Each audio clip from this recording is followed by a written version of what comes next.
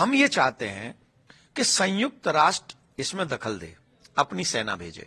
अगर आप नहीं जग सकते, या तो हम कहेंगे जाग जाओ, उठ पड़ो, अब इस निद्रा को छोड़ दो, जिस तरह हो जन्म ले, इन जालमों की नस को तोड़ दो।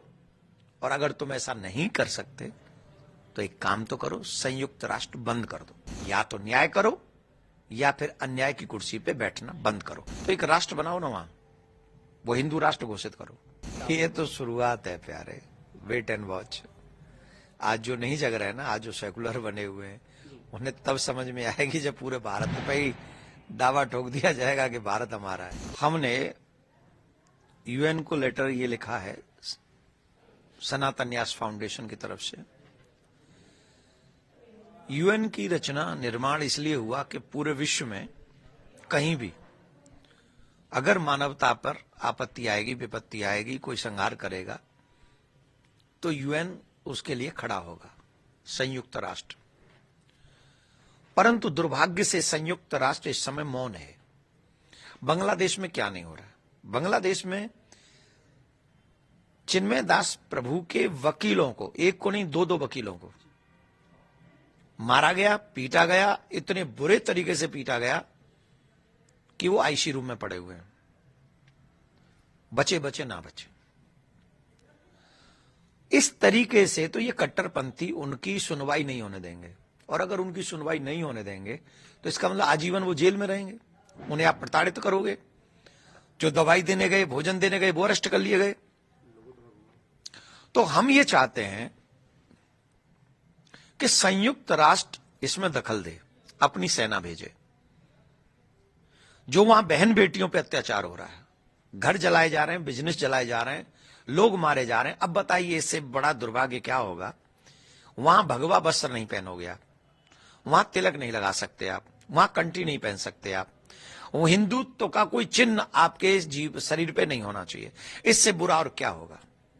और इससे बुरा होते हुए हम संयुक्त राष्ट्र क्या देखना चाहता है? बहन बेटियों की चीख पुकार आपको नहीं सुनाई पड़ रही?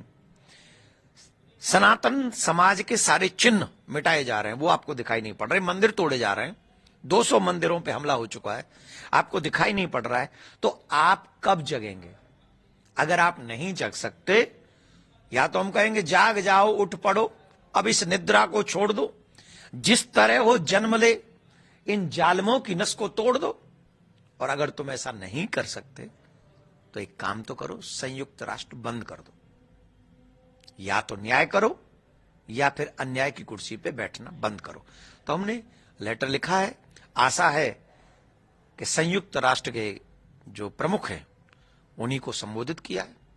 आशा करते हैं कि वो लेटर पढ़ेंगे, इसका रिप्लाई करेंगे, और रिप्लाई हमें करें न करें, लेकिन भारत के भारतीयों को, सनातनियों को, बांग्लादेश में जो हिंदू हैं उनको बचाने का और उनको न्याय दिलाने का काम अवश्य करें। ममता बनर्जी ने कहा है कि जो भी वहाँ पे हिंदू हैं बांग्लादेश में, उनको हम अपने यहाँ शिफ्ट कर सकते हैं। उन्होंने ऐसा प्रस्ताव। यहां शिफ्ट करने से होगा क्या? हम तो कह रहे पूरे बांग्लादेश से हिंदू आ जाए, लेकिन फिर जो हिंदुओं की कुर्बानी हुई है, उनकी जो जगह है, उनके जो बिजनेसेस हैं, उनके जो परिवार वहां बसे हुए हैं, सब छोड़ के आ जाए पाकिस्तान की तरह, सब छोड़ के आ जाए अफगानिस्तान की तरह। अरे हम तो कह रहे हैं भारत के नेताओं को एक मांग करनी चाहिए, सभी को, हर पार्टी को एक साथ, संयुक्त राष्ट्र से। भारत की बिना कुर्बानी के बांग्लादेश नहीं बना है, हमारे भी सैनिक लड़े हैं, हिंदुओं ने जाने दी है। तो अगर तुम नहीं रहना चाहते हमारे साथ, तो एक राष्ट्र बनाओ ना वहां, वो हिंदू राष्ट्र घोषित करो।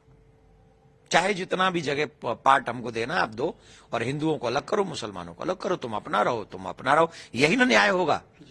ये थोड़ी न्याय है कि तुम वहां से छोड़ के आ जाओ। नहीं, उनको हक मिलना चाहिए, और इसके लिए आवाज चाहे भारत से उठे, यूएन से उठे, इंग्लैंड से उठे, जो न्याय चाहते हैं उनको ये बात कहनी चाहिए कि बांग्लादेश में हिंदू राष्ट्र बनना चाहिए और हिंदू सुरक्षित होने चाहिए। अभी हम एक बात कहना चाह रहे हैं, वो अभी हम नहीं कहना नहीं चाह रहे, मतलब कहना तो चाहते हैं, पर अभी हम इसलिए मौन है कि शायद कुछ न्याय हो जाए, कुछ नहीं हो जाए, कि कुछ तो ऐसा हो जिससे हमें बोलना ना पड़े। अदरवाइज भारत में जो बांग्लादेशी रह रहे हैं, उनके अगेंस्ट भी भारतीय समाज को कड़े स्टेप उठाने पड़ सकते हैं। तो इस बात से भी डरे बांग्लादेश के। ऐसा नहीं कि सारे यहाँ आपके लोग यहां भी हैं।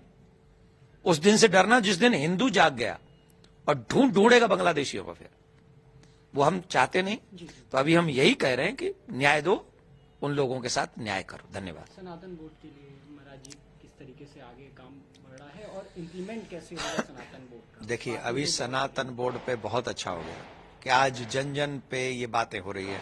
अब मैं जहां भी जा रहा हूं, मुझे आज तक किसी मुहिम में इतना समर्थन हर जगह मिलता है, हर चीज पे इतना समर्थन मुझे किसी मुहिम में नहीं मिला जितना सनातन बोर्ड पे। सब लोग एक मत हैं, बड़े बड़े विद्वान, शंकराचार्य, महामंडलेश्वर, बड़े बड़े लोग एक स्वर में कह रहे हैं सनातन बोर्ड होना चाहिए। अगर वक्फ बोर्ड है आजादी के बाद से ही, तो 75 साल 78 साल हमको आजाद हुए हो गए और अभी तक सनातन बोर्ड नहीं है। और हमारी सरकारी हमारे मंदिरों को बैठी हो उनको लेके, उनकी व्यवस्थाएं सब चरमरा रही हैं। तभी तो पशुओं की चर्बी खाने को मिली हमें और हमारे भगवान को। तो इसलिए सभी सनातनी चाहते हैं सनातन बोर्ड बने, और हम आशा करते हैं कि सनातन बोर्ड बनेगा और एक नया सूर्य उगेगा और सनातन सुरक्षित होगा। वह जिस तरीके से दावा कर रहा है, अब स्कूल और कॉलेजेस में भी, बनारस के भी कॉलेज में दावा कर दिया और अनेकों जगह वफ का दावा है, तो इसको किस तरीके से महाराज जी आप देख रहे हैं वफ के दावे? ये तो शुरुआत है प्यारे, wait and watch.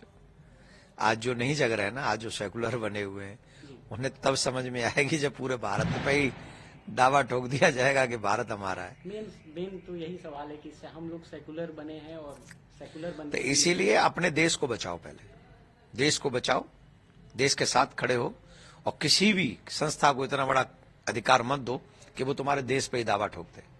Sanatan board बनाइए, मंदिरों को स्वतंत्र कीजिए, भारतीय संस्कृति को आगे बढ़ाइए, सनातन को आगे बढ़ाइए।